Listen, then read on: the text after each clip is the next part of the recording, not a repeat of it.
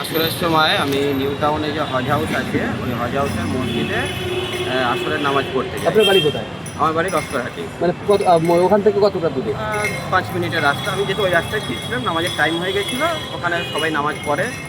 যে 2017 সালে ওটা তৈরি হয়েছে 15 বিঘা জমির উপরে। ভিতরে বড় মসজিদ আছে, জনসাধারণের জন্য ওটা উন্মুক্ত, খোলা। স্টুডেন্টরা যায়, পথচারীরা যায়, চালকরা যায়, রাস্তাঘাটে সবাই ওখানে নামাজ পড়তে। তো সেই সূত্রে আমিও নামাজ পড়তে ঢুকেছিলাম।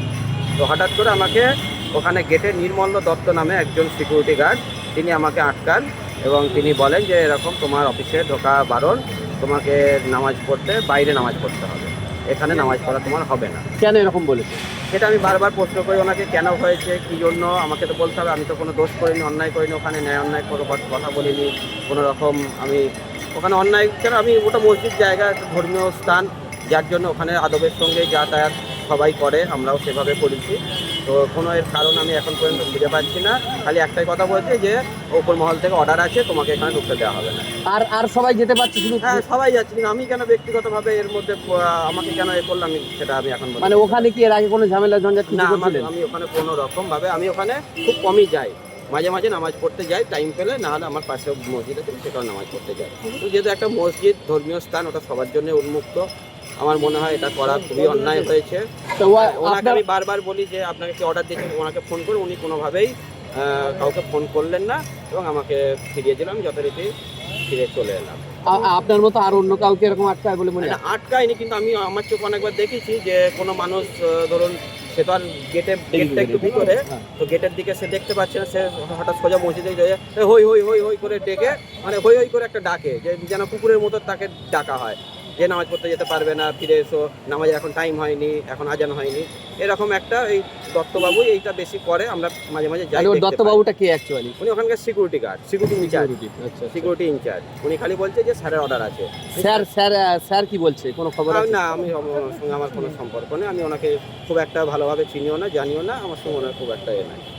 উনি খালি বলছে স্যারের অর্ডার আছে তোমাকে। আমি, আমার সঙ্গে ওনার কোনো ব্যক্তিগত দুশ্মনী নেই। এটা কি শুধু কালকে হয়েছে না আগে হয়েছে? না, শুধু কালকেই হয়েছে। এবং এই যে বিক্ষিপ্ত ঘটনা হয়, মানুষ ফিরে আসে, কাউকে ঢুকতে দেয় না, নামাজের টাইম, মানে ওই সময়টা অন্য কোনো অনুষ্ঠান তেমন কোনো ব্যাপারটা ছিল কি? না না না, কিছুই ছিল না, কালকে কিছুই ছিল না।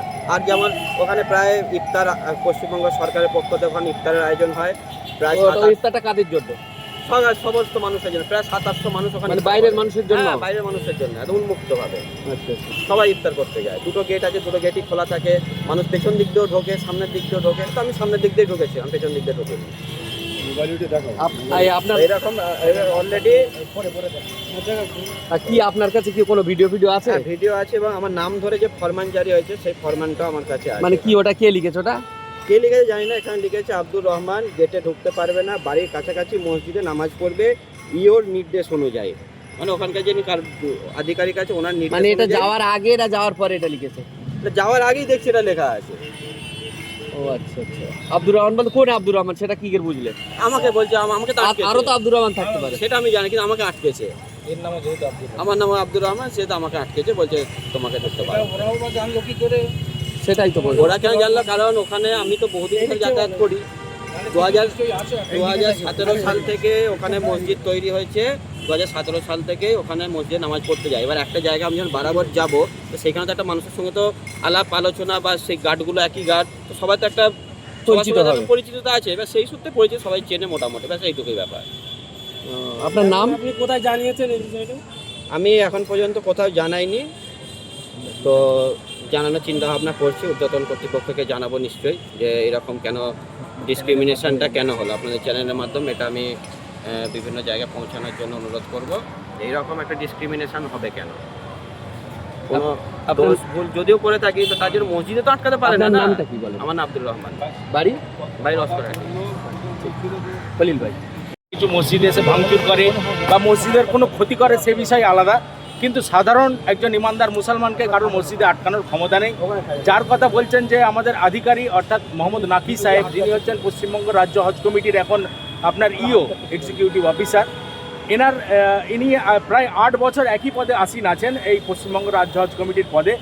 আমরা মনে করি একই পদে একইভাবে সরকারি পদে থাকার পর ইনি পশ্চিমবঙ্গ হাজিদের সংখ্যা ইনি বাড়াতে পারেননি। আমরা দেখেছি 2011-12 সালে 11-12 হাজার করে হাজি হতো পশ্চিমবঙ্গ থেকে, যেখানে পশ্চিমবঙ্গ রাজ্য হজ কমিটির কোটা হচ্ছে সারা ভারতবর্ষের মধ্যে প্রায় 20,000, সামান্য কম বেশি 20,000।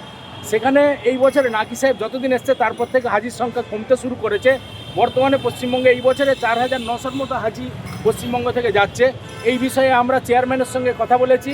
নকি সাহেব আমাদের যে সমস্ত পশ্চিমবঙ্গ থেকে হাজি সাহেবরা হজের জন্য যাচ্ছেন, রফিকুল হারামাইন বলে একটা বই তাদেরকে দিচ্ছেন, যেই বইটা সম্পর্কে আমরা অবজেকশন জানিয়েছি। এই বইটা এক বিশেষ মাসলাকের এবং উপরে ভিত্তি করে বইটা লেখা আছে এবং ইনি হাজিদেরকে জোর করে এই বইটা চাপিয়ে দিচ্ছেন। এবং নকি সাহেব আমরা মনে করি একনায়কতন্ত্র সম্পূর্ণ চালাচ্ছেন পশ্চিমবঙ্গ রাজ্য হজ কমিটির উপরে। আমরা মনে করি নকি সাহেব নিজের দাম্ভিকতা বেতাজ বাদশাহ মনে করছেন পশ্চিমবঙ্গ রাজ্য হজ কমিটি। সেই জন্য আপনাদের চ্যানেলের মাধ্যমে ঊর্ধ্বতন কর্তৃপক্ষের কাছে এবং মাননীয় মুখ্যমন্ত্রী মমতা বন্দ্যোপাধ্যায়ের কাছেও আমরা জানাতে চাই, উনি আপনার একজন আধিকারিক হয়ে একজন, এটা ইউপি না, এটা আসাম না, এটা অন্য উত্তরাখণ্ড না, যে মুসলমানদের উপরে এইভাবে অত্যাচার করা হচ্ছে। এটা আমরা মনে করি একজন মুসলমান ভাইয়ের উপরে অত্যাচার করা হয়েছে। পশ্চিমবঙ্গ রাজ্য হজ কমিটির আধিকারিক মোহাম্মদ নাকি সাহেবের বিরুদ্ধে আপনি ব্যবস্থা নিন। মাননীয় মুখ্যমন্ত্রী থেকে আরম্ভ করে সকলের কাছে আপনাদের চ্যানেলের মাধ্যমে আমাদেরকে অনুরোধ। এর আগে তো আরো অনেক সময় দেখা গেছে অনেক দুর্নীতি, অনেক কিছু কথা শোনা গিয়েছে। হ্যাঁ, আমরা শুনেছি, কিন্তু যথেষ্ট প্রমাণ আমাদের কাছে নেই, সেই বিষয়ে আমি বলতে পারবো না। কিন্তু হজের কাজ করতে গিয়ে যে ফিল্ডে যে কাজগুলো আমি পেয়েছি সেইগুলো সম্পর্কেই আপনাদেরকে আমি বললাম। যেমন রফিকুল হারামাইন বইটা চেয়ারম্যান নিজে নির্দেশ দিয়েছেন বইটা বন্ধ করার জন্য, কিন্তু উনি একনায়কতন্ত্র চালানোর জন্য এই বইটাকে চালিয়ে যাচ্ছেন এবং বিশেষ মাসলাকের উপরে বইটা লেখা। বইটা যদি পুরোপুরি পরিপূর্ণভাবে পড়া হয় এবং আমল করা হয়, আমরা মনে করি তার ইমান চলে যাবে, এমন এমন কিছু লেখা আছে বইটার মধ্যে। আপনার নাম? আমার নাম খলিল মল্লিক। আমি হচ্ছে আপনার এই কলকাতারই একজন অধিবাসী, সাধারণ নাগরিক। আপনি বলুন, হ্যাঁ, আপনি বলুন আমাকে নামাজ পড়তে কে বারণ করেছে এখানে?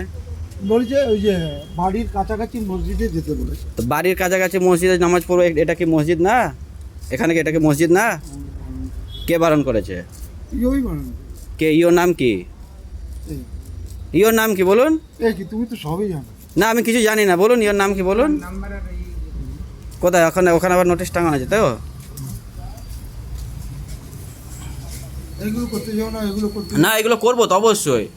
আপনি এটা পারেন কি করে যে এখানে নামাজ আমি কোথায় পড়বো না পড়বো সেটা ইয়োর তো ঠিক করার কেউ নয়। তুমি এগুলো করতে যাও না। না না না, এটা তো করবোই। না, এগুলো সরকারি মসজিদ, মসজিদের সবার জন্য, মসজিদ কারোর বাপের সম্পত্তি নয়। তুমি স্যারের সাথে কথা আর বলে। স্যারের সাথে স্যারকে ফোন লাগান। আমি না লাগাবো না। তাহলে আপনি স্যারের অর্ডারে আটকাচ্ছেন, তো আমাকে উনি স্যারকে ফোন বলে করতে দিয়েছেন হবে না? স্যারের অর্ডারটা আমাকে ক্যারি করতে হবে। তো কোথায় অর্ডার? অর্ডার কই?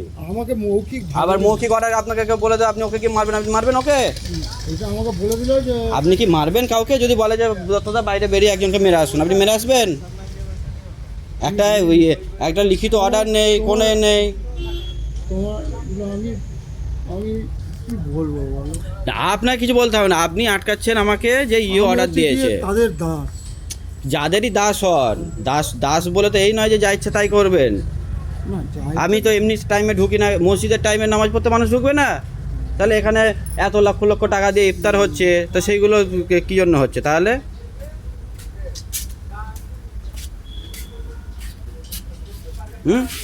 তারপর এইভাবে এটা লেখে কি করে যে মসজিদে আমি এটা কোথায় আমাদের- নামাজ পড়বো না পড়বো সেটা কে ঠিক করবে? ইও ঠিক করবে? আপনি ইওকে ফোন করুন, নাহলে এটা আমি মিডিয়া করে দেবো একদম, কোনো অসুবিধা নাই। আমি এটা মিডিয়া তো অবশ্যই করব। আমি নামাজ পড়া থেকে আটকাই কি করে? ওনার বাবা যদি মসজিদটা তৈরি করতো তাহলে অসুবিধা ছিল, ঠিক আছে, ওর পার্সোনাল মসজিদ।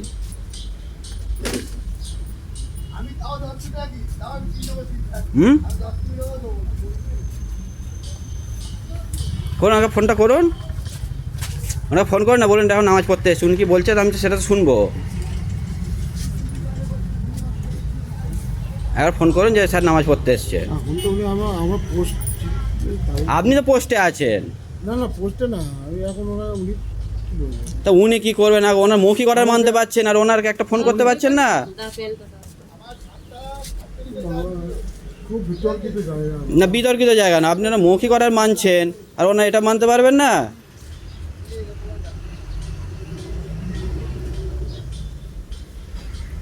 গরম করে যেতে আর কি করবো। আবার বলে বারণ করে গেছে, সেই একই কথা বলছেন।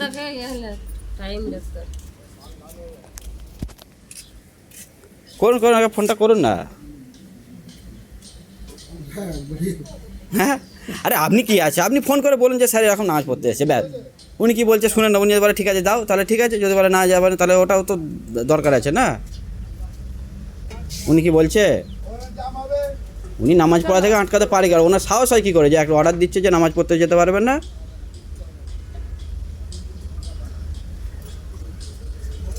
ফোনটা করুন একবার, অফিসের ফোন দিয়ে করুন না তো, কার যে কোনো একটা ফোন করুন। এই হচ্ছে ওয়েস্ট বেঙ্গল স্টেট হজ কমিটি মদিনাতুল হুজ্জাজ, এখানকার কার্যনির্বাহী আধিকারিক মোহাম্মদ নাকি।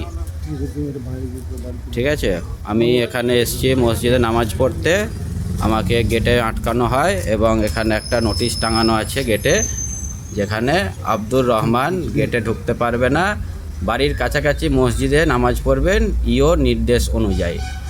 তো এটা হচ্ছে একজন জয়েন্ট সেক্রেটারি র্যাঙ্কের অফিসারের কাজ, একজনকে নামাজ পড়া থেকে আটকানো।